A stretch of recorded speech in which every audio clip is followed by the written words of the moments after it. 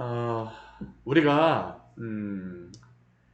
예수님 믿는 사람으로서 그리스도인으로서 거룩하게 살아간다라고 하는 것이 어떻게 살아가는 것일까요?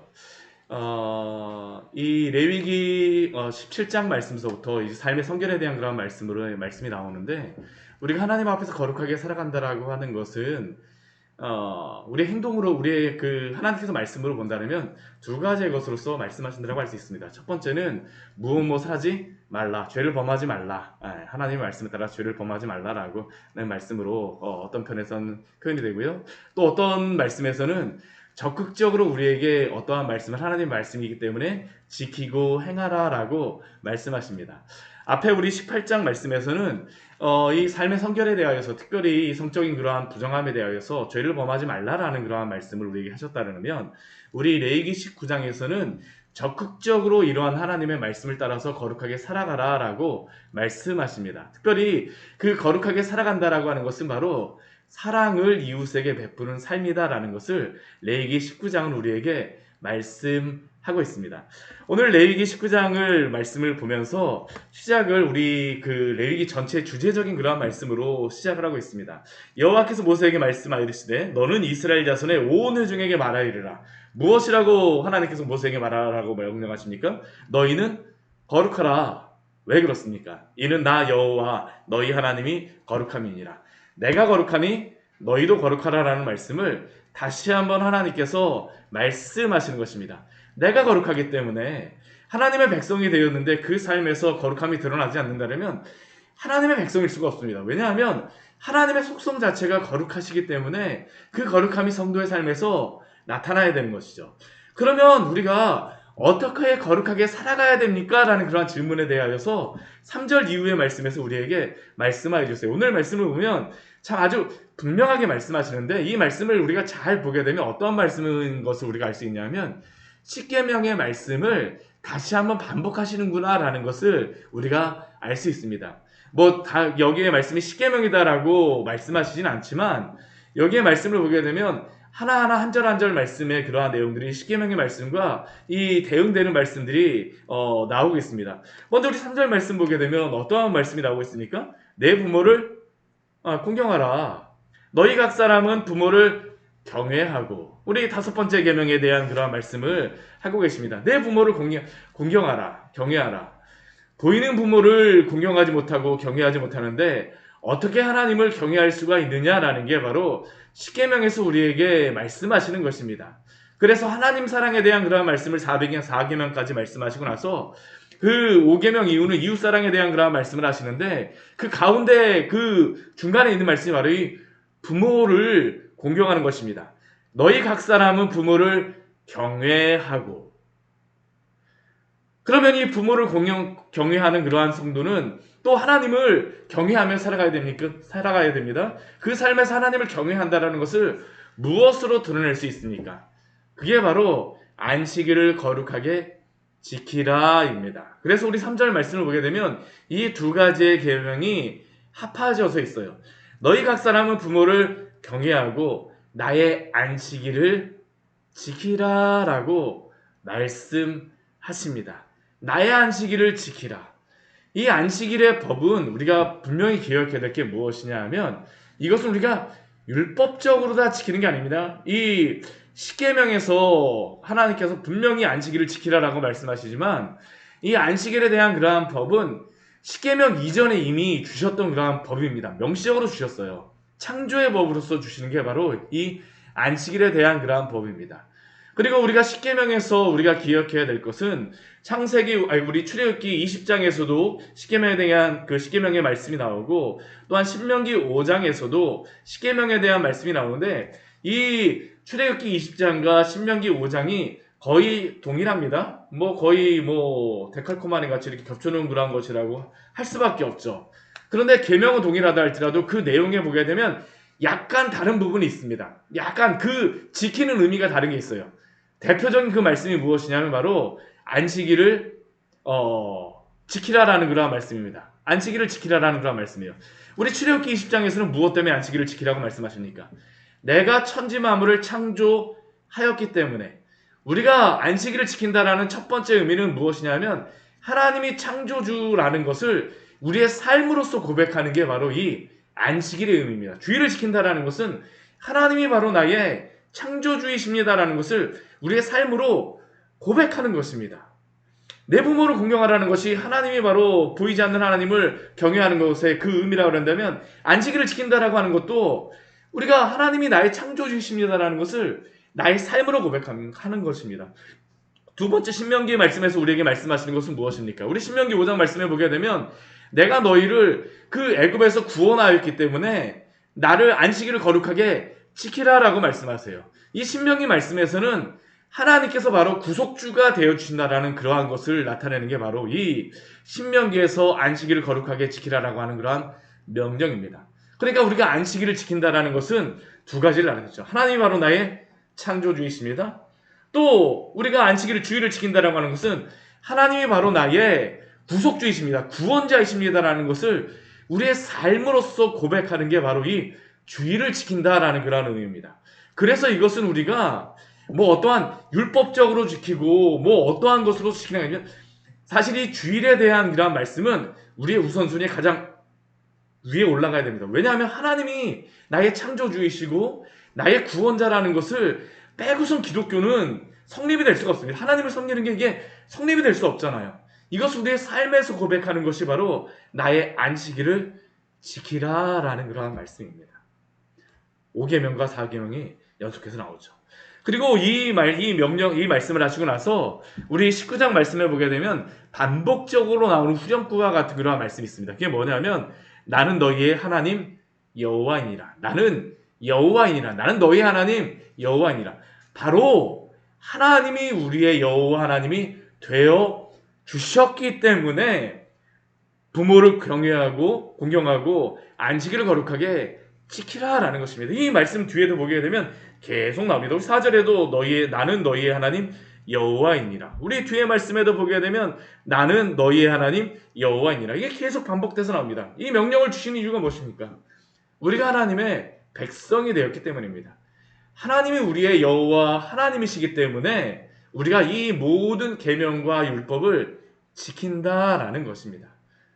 창조주가 되어주시고 구속주가 되어주셨기 때문에 감사하는 마음으로 사랑하는 마음으로 이러한 모든 주님의 그러한 말씀을 지키시기를 축원합니다. 이게 우리가 당연히 행해야 되는 겁니다. 그리고 그 다음에 우리 4절 말씀해 보게 되면 우리 1계명과 2계명을 말씀하시는 그러한 말씀이라고 할 수 있습니다. 너희는 헛된 것들에게 향하지 말며 너희를 위하여 신상들을 부어 만들지 말라. 헛된 것들, 이 헛되다라고 하는 것은 무익하다, 헛되다, 뭐 이러한 의미가 바로 이 헛된 것들이라는 그러한 의미입니다. 아무 의미 없는 것들, 아무 이익이 없는 것들을 섬기지 말라라는 겁니다. 하나님 외에 다른 피조물을 섬기는 게 바로 우리가 1계명을 범하는 것 아닙니까? 하나님 외에 다른 신이 없습니다. 그리고 또한 신상, 우상을 만들지 말라라고 말씀하세요. 많은 사람들은 하나님을 우리가 경외하는 거, 왜 이스라엘 백성들이 금으로 은으로 하나님을 이렇게 막 섬기고 보석으로 왜 치장하고자 하고 왜 그런 유혹이 들겠습니까? 내가 인간이 보기에는 이 하나 거룩하신 하나님을 금으로 은으로 크게 아름답게 만들면 하나님이 더 경배받으실 것이다? 아닙니다. 절대 그럴 수가 없습니다. 이 모든 것들을 초월해 계신 하나님을 인간이 아무리 거룩한 무엇으로서 표현하고자 한다 해도 그것은 하나님은 어떻게 하는 걸까요? 경멸하는 것일 수밖에 없습니다. 그래서 하나님을 인간의 생각으로 제한하지 말라라는 게 바로 이 신상을 만들지 말라라는 것이죠. 하나님은 보이지 않으시는 하나님, 또한 영으로 계신 하나님을 우리가 그대로 우리에게 섬기기를 원하시는 것입니다. 우리의 삶의 최고의 목적이자 우리의 삶의 주인으로서 하나님을 섬기십시오. 이게 오늘 우리에게 말씀하셨던 것이죠. 또 우리 5절서부터 우리 7절까지의 말씀, 우리 8절까지의 말씀을 보게 되면 화목제물에 대한 그런 말씀을 하고 계십니다. 너희는 화목제물을 여호와께 드릴 때에 기쁘게 받으시도록 드리라. 이 기쁘게 받으시도록 드리라라는 그러한 의미는 우리가 하나님을 예배하는 그러한 방법, 또한 우리가 구원받는 그러한 방법은 인간의 방법으로 우리가 되어질 수 없다라는 것을 여기에서 말씀하여 주는 겁니다. 하나님은 분명히 레위기 말씀에서 앞부분에서 계속 말씀하시는 것이 무엇이에요? 하나님은 어떻게 예배할지에 대하여서 말씀하여 주셨습니다. 그리고 특별히 번제와 이 화목제물을 포함하여서 모든 제물 제사를 드리는 방법이 다 무엇을 예표하고 있는 것입니까? 예수 그리스도를 예표하는 것입니다. 특별히 화목제물에 대하여서는 우리 로마서 말씀에 보게 되면 분명히 우리에게 주는 그러한 말씀이 있죠. 우리 말씀 같이 한번 찾아보도록 할까요? 우리 로마서 3장 25절의 말씀을 같이 한번 찾아보도록 하겠습니다. 로마서 3장 25절의 말씀입니다.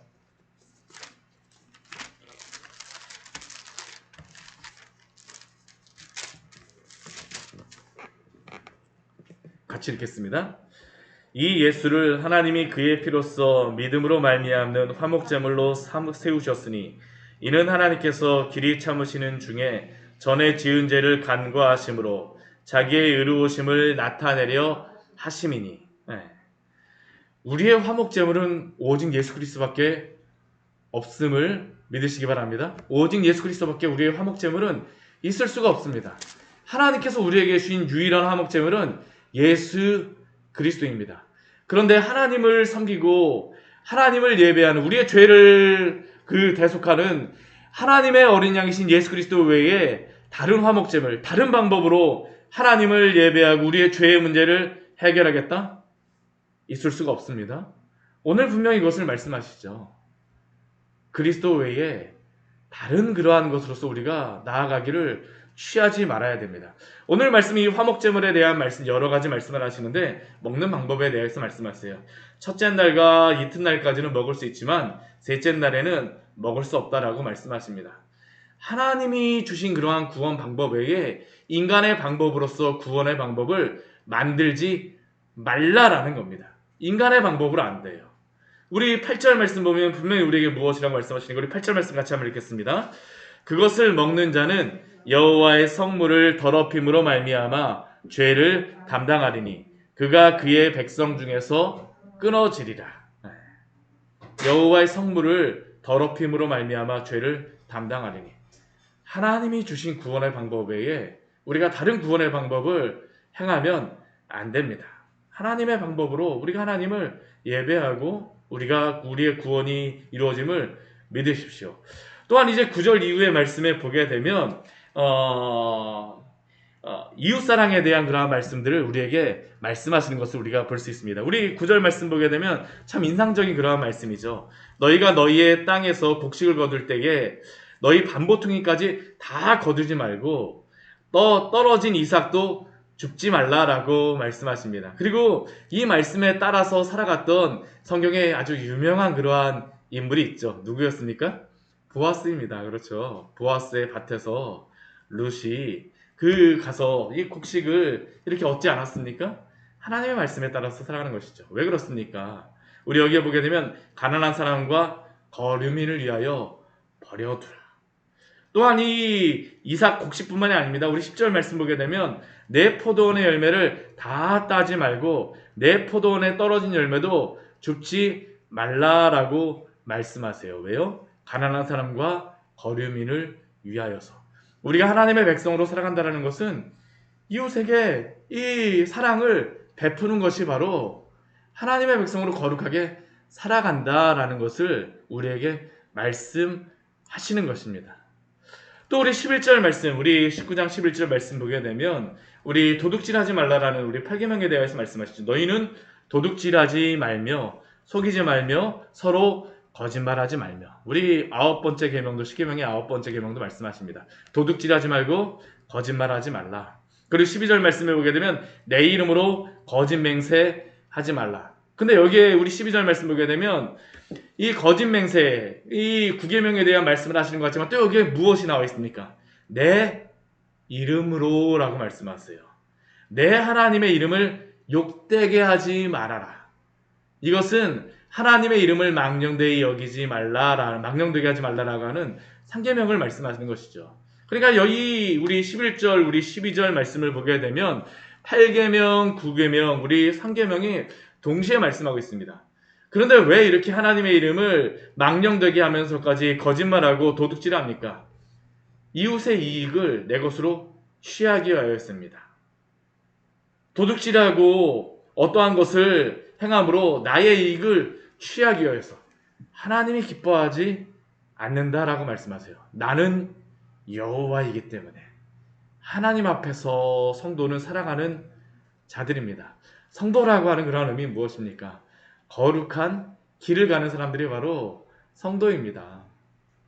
내가 여호와이기 때문에 하나님의 말씀을 따라서 우리에게 살라라고 말씀하세요. 우리 십계명의 말씀이 그래서 그냥 계명으로 나와 있는 말씀이 아닙니다. 우리 십계명은 하나님의 거룩한 성품을 나타내신 것이 바로 십계명의 말씀입니다. 그리고 우리 또 13절 말씀을 보게 되면 이웃 사랑에 대해서 어떻게 말씀하고 있습니까? 이것도 우리 보게 되면 참 이게 인상적인 그런 말씀이죠. 내 이웃을 억압하지 말고 착취하지 말고 품꾼의 싹을 아침까지 밤새도록 내게 두지 말라. 이웃을 억압함으로 착취함으로 품꾼의 싹을 아침까지 남겨둠으로 나의 그 조금의 이익을 위하여서 그러한 일을 행하지 말라라고 말씀하세요. 또 우리 14절 말씀에는 무엇이라고 말씀하십니까? 귀먹은 자를 저주하지 말며. 귀먹은 자를 저주하지 말라라는 것은 귀먹은 자에게만 저주하지 말라라는 것이 아니라 몰래 뒤에서 못 듣는다라고 해서 저주하는 그러한 것을 행하지 말라라는 겁니다. 또한 맹인 앞에 장애물을 놓지 말라라고 말씀하세요. 저 사람이 잘 모르기 때문에 모르니까 내가 이렇게 해도 괜찮지. 그리스도에게는 괜찮지 않습니다. 사람을 속일 수는 있을지 모르지만 하나님은 속일 수 없다는 것을 우리는 분명히 기억해야 합니다. 14절 우리 뒤에 말씀에 그래서 무엇이라고 말씀하세요? 내 하나님을 경외하라. 나는 여호와니라.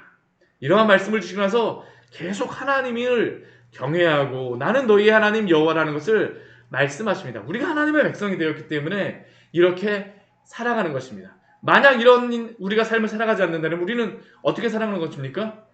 헛된 것을 향하여 살아가는 삶입니다. 이게 바로 사실은 우리가 하나님의 말씀을 지키지 않는다는 것은 일계명을 사실은 다 어기는 것과 연관이 됩니다. 하나님을 하나님 대접하지 않는 것입니다. 그리고 우리 15절 말씀 우리 또 보게 되면 이렇게 말씀하시죠. 재판할 때 불의를 행하지 말라.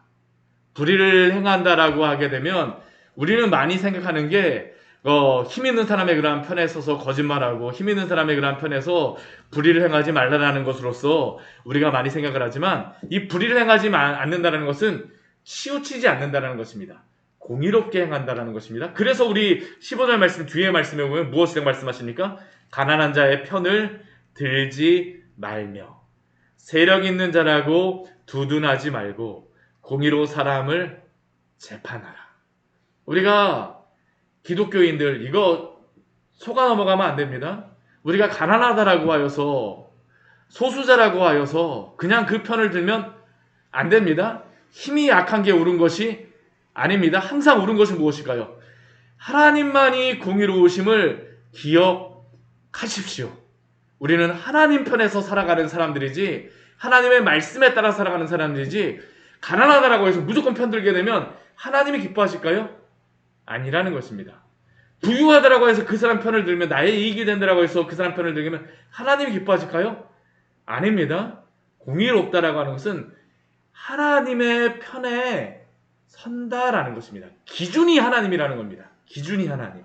하나님 앞에서 살아가십시오. 또 우리 16절 말씀에 보게 되면 사람을 비방하지 말며 내 이웃의 피를 흘려서 이익을 도모하지 말라라고 말씀하세요. 이 앞의 말씀과 다 연관되는 말씀이죠. 나의 이익을 위해서 다른 사람을 비방하고 또 나의 이익을 위해서 이웃의 피를 흘리는 것 하나님이 기뻐하지 않으십니다. 하나님은 오늘도 배고 계십니다. 그리고 17절 말씀에서 무엇이라고 말씀하십니까? 너는 내 형제를 마음으로 미워하지 말며 마음으로 미워하지 말며 마음으로 미워한다라는 것은 겉으로 이렇게 막 웃는 그러한 포커페이스 그리스도인들만 유지하라는 것이 아니라 마음으로도 사랑하라는 것을 여기에서 말씀하고 있죠. 그런데 이 마음으로 사랑한다라고 하는 것이 항상 좋은 표정만 짓는 것이 아닙니다. 때로는 그 뒤에 말씀해 보면 무엇이라고 말씀하세요? 내 이웃을 반드시 견책하라고 말씀하시죠. 죄가 죄임을 전하라는 것입니다.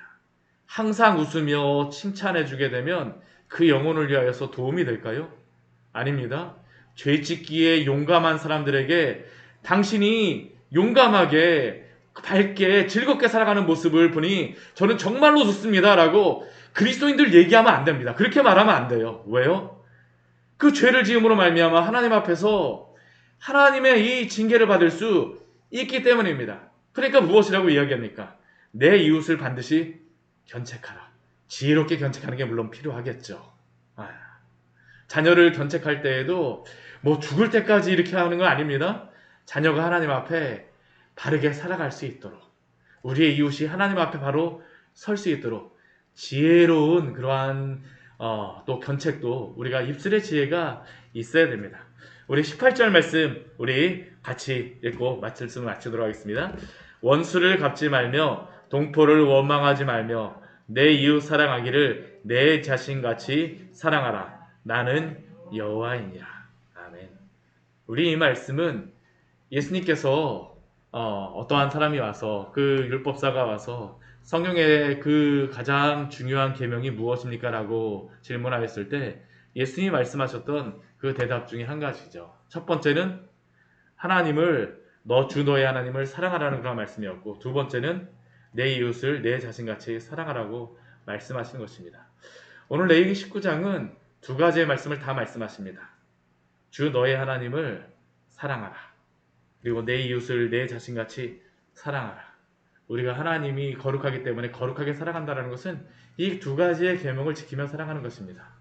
하나님을 사랑함으로 또한 이웃을 사랑함으로 주의 영광을 드러내시는 귀한 거룩한 삶을 살아가시기를 축원합니다. 같이 기도하도록 하겠습니다. 하나님 아버지, 오늘